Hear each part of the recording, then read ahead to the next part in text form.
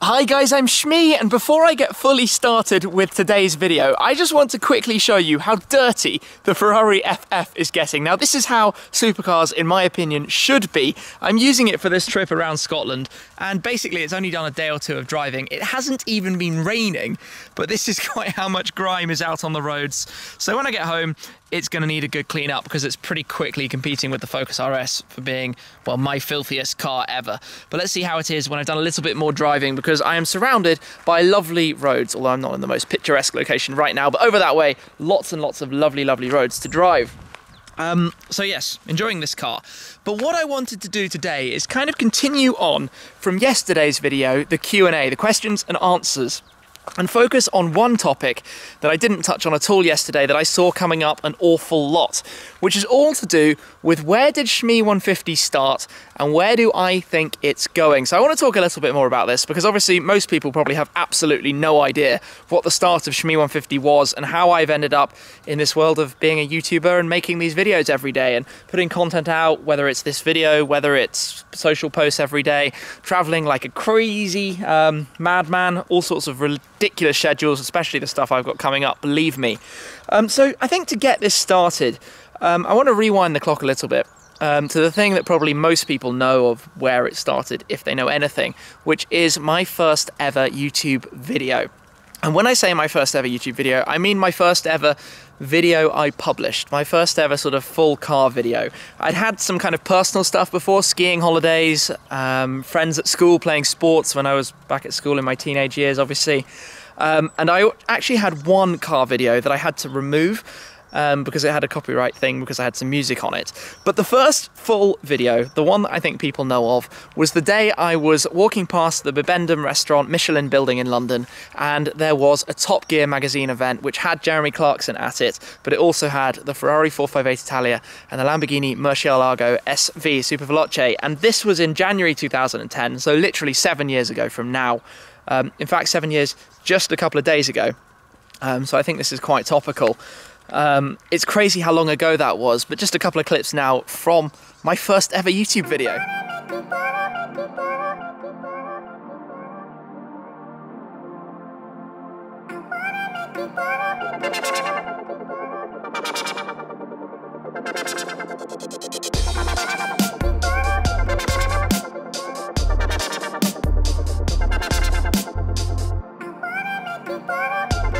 So that was a little bit random. Basically, I was just playing around with a new video camera I had just got at Christmas, made a video, uploaded it. I think it got maybe 5,000 views, 10,000 views, and that was huge at the time. It was incredible. And that's obviously not like in one day, that's over a short period. But that was the trigger for everything pretty much that followed on from there, making more videos, just having fun playing around with it. Because before that, and I think this is a pretty key part of the story, I had been posting stuff about cars on my Facebook page, which had been introduced a few years earlier, on web forums, places like Piston Heads, car club owners forums, and all sorts of things, probably for a good 3 years before that. So I've been posting car stuff on social media for about 10 years now, which is a little bit crazy because if I had had any idea back then where it was going, I think, well, I don't think any of us did. We would have laughed if we had thought that one day this could become a venture that had, well, has over 900,000 YouTube subscribers, nearly 1 million Instagram followers, 40,000 Twitter followers, and about 2.6 million followers on Facebook. And I think that's one of the craziest things, is how much myself and my team are constantly doing this across all the platforms to bring everything all the time. But let's rewind to that first ever video that up to this point I think pretty much nobody has ever seen. So in February 2009, just shy of 8 years ago, at the time I was driving around in a BMW 1 Series. I had a 123D SE Coupe in Alpine White, and it was my pride and joy. I had waited for it to be built. It was really very, very special to me. Now, I had the car on winter tyres because I was planning an Alpine trip down to the Alps later in the season, but that winter was a little bit bizarre because we got quite a lot of snow in London. So I filmed a little video driving around the same roads that you've seen so many times since Knightsbridge, Park Lane, Hyde Park, but with a difference because it was very white and there were not very many cars around, because when we get snow in England, or in London especially, it grounds things to a halt. Nobody goes anywhere, nobody does anything. But I uploaded the video to my then YouTube channel to share, I think to post a link to it on my Facebook page, but I dubbed it to the song Chasing Cars by Snow Patrol, which went pretty well at the time. Fast forward motion video driving around the park. Unfortunately, however, copyright things did not agree, so the video ended up getting removed, and that's why it no longer exists to this day.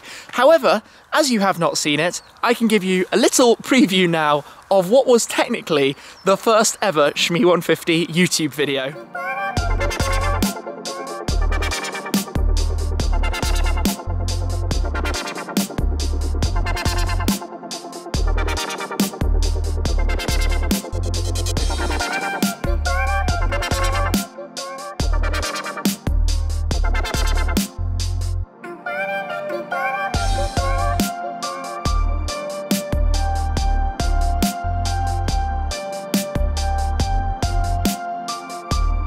Obviously I had to change the song though, but I think you get the idea of where I was going with that, which seems a little bit strange now, making a video then and what it all sort of has become now. I'm actually going to do this in completely the wrong order and go a little bit further back, because there are some more questions that get asked all the time. Firstly, where does the name Shmee150 come from? And I appreciate that's a very reasonable question, because what on earth does Shmee150 mean? Well, quite literally, Shmee was kind of my online nickname for computer games, websites, anything I wanted to sign up for back in the day. The 150 came because once upon a time Shmee was already taken, and I got the opportunity to use Shmee98765, Shmee1234, whatever, and Shmee150, and that got picked, and unsurprisingly it stuck with me. So that has kind of become my thing. Shmee has kind of become my nickname. There are a whole load of birds flying overhead. There they go. How random. And yeah, that's basically the story behind Shmee150. I think I've been using it for about 20 years now, since I was about 10 years old. Which is also a little bit crazy, because I definitely didn't know as a 10-year-old what was going to happen now. Similar kind of thing, same sort of age. Let's talk about how I got into cars. Well, my dad was always a car guy. He always had M3s, that kind of nice sports cars. My granddad was a huge car guy. He used to go on road trips around Europe all the time. He had a Noble when he was in his 80s. I talked about that when I went to Super Veloce Racing to review the Noble M600. He had a, was it an M12 at the time? Can't entirely remember at the moment, but that was really quite exciting. And basically I've had cars, I guess, kind of around me, but always been interested in the newest, latest stuff, which is why I've ended up now doing these videos about supercars. So that's pretty much always happened. You know, I got to 17, age we can start driving in the UK, did my driving test, passed first time, did it straight away. Massively obsessed with everything. When I was 18, the first age you're allowed to go off on a road trip, I drove my Clio to the Alps. Actually, that's a lie. I went in a friend's diesel Mondeo for my first ever road trip. We left the UK. We called it Jolt's Rally, Journey of a Lifetime, and we drove to Prague. We went from London to Amsterdam to Berlin to Prague and back via Munich and Paris. So I did my first ever road trip when I was 18. My second ever trip, my first in my own car, was my Clio to the French Alps for a skiing holiday. Also at was I 19? I might have been 19 by then, but I think you get the point. Basically, from the moment I could be into cars and traveling and the kind of content I create now, I have always been there trying to follow it. Things like the Gumball Rally I was obsessed with. When I was supposed to be studying for my exams, I was always trying to find information, and back then it didn't exist. You couldn't go to YouTube or social media and watch a video or find content. You had to sort of directly try and ask people, email, use forums, speak to people in different countries. So it's crazy how much all of that has changed from then to now. I guess we know now a little bit more about where it's come from, but where on earth is all of this going? And I don't know really any more than you guys do. This sort of world of social media is changing so fast. I am super lucky to be a part of it. Obviously, I've been putting out content non-stop for years. I'm coming up soon for my 3,000th video on the Shmee150 channel, excluding about 500 other videos I made between various other channels I've had over the years. And when you think about how much filming and editing time that is over so long, it is ridiculous. It is so many terabytes of data on my hard drives, but it's phenomenal. I mean, the opportunities and experiences I get to personally live through and get to share with you are out of this world, and sometimes it's a real pinch to wake up and realize it's actually happening. So I have to say a huge thanks, as always, to you guys for making this possible, because without you it wouldn't be.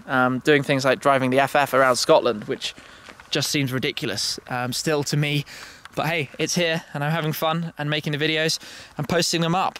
Where's it going? I do not know. This platform changes so quickly. Algorithms change. The way you guys, or people in general, consume content is changing. As younger kids get older, it's all changing even more. I mean, I know from my demographics that people of all ages watch these videos, and obviously I really appreciate that. It's fascinating, though, to see and hear what people want to see, and try and change and adapt and constantly play. But equally, I have to pay so much attention to what YouTube want and what YouTube are pushing and what kind of content they want me to create to grow in the algorithms to make the channel work, because making the channel work means better content, means better opportunities for me, means cooler stuff, means nicer videos. It just goes on in a full circle on repeat. Will YouTube still be around in 5 years' time? Personally, I doubt it in the same format we know now. Will what I do still be the same in another 5 years?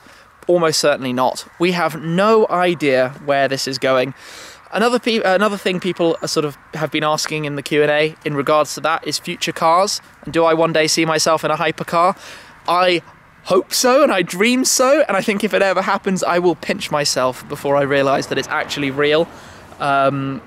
Let's just see what happens, see where all of this goes. You can just be sure of one thing: if it ever does happen, I'm going to be sharing it all with you guys, as I always do.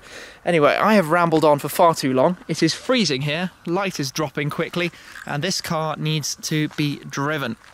So I should probably jump in and get on my way. But that's a little bit of a story, backstory, I guess, of where did Shmee150 start? How has it come to this thing that now has quite a few million followers across all these different social media platforms, and where's it going? I mean, it's not just me doing this. I have a whole team working with me. It's about 10 people in total now to help run all the social stuff, obviously working with companies, the brand stuff, the marketing stuff, the social media things, all the different content opportunities we get to create, working with all the manufacturers. But even just the simple things like reading all of your messages and replying to them and going through all of the comments takes a whole team to do it, because when it's this many people, there's an awful lot for us to see, and we do our best. And I hope you can sort of understand that if ever we're unable to reply. Anyway, I apologise for talking so much. I'm going to jump in the car and warm up. Thank you very much for watching, as always, and I will catch up with you again very soon. Cheers!